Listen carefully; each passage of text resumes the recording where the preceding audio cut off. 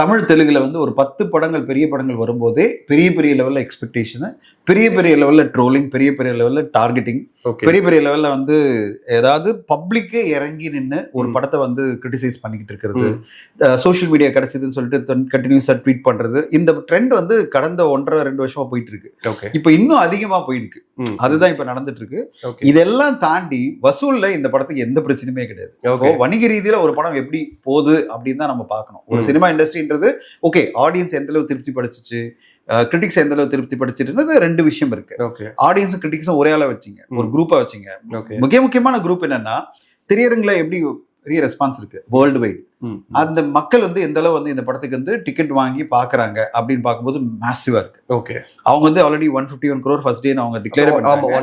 இப்ப ரெண்டாவது நாள் அவங்க டிக்ளேர் பண்ணுவாங்க. அது வந்து ஆல்மோஸ்ட் இண்டஸ்ட்ரியல் எஸ்டிமேட் என்னன்னா ஒரு 230 இருந்து 240 இருக்கலாம், மேபி 250 கூட இருக்கலாம். எக்ஸாக்ட் நம்பர் நம்மளுக்கு தெரியாது. ஆனா not less than ஒரு 230 கோடி, which is a phenomenal number.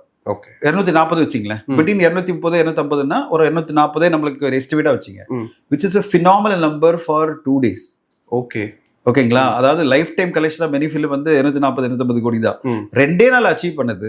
இந்த ரேஞ்சில் போச்சுன்னா இந்த படம் 4 நாள்ல 350-360 கோடி போய், அதாவது வீக்கெண்ட்ல, அதாவது நம்ம இன்னைக்கு சனிக்கிழமை பேசிட்டு சனி ஞாயிறுலாம் சேர்த்தீங்கன்னா ஒரு 350-360 கோடி பண்ணோம். லைஃப் டைம்ல எவ்வளவு பண்ணணும் நம்ம சொல்ல முடியாது, ஏன்னா செகண்ட் வீக்ல எப்படி சஸ்டெயின் ஆகுது பொறுத்து இருக்கு. ஆனா ஒரு 4 நாட்கள்ல 350 கோடி ஒரு தமிழ் சினிமா உலக லெவல்ல வசூல் பண்ண முடியும். இதுல ஒரு முக்கியமான விஷயம் என்னன்னா, 2 நாள்ல ஓவர்சீஸ் கலெக்ஷன் மட்டுமே 100 கோடி.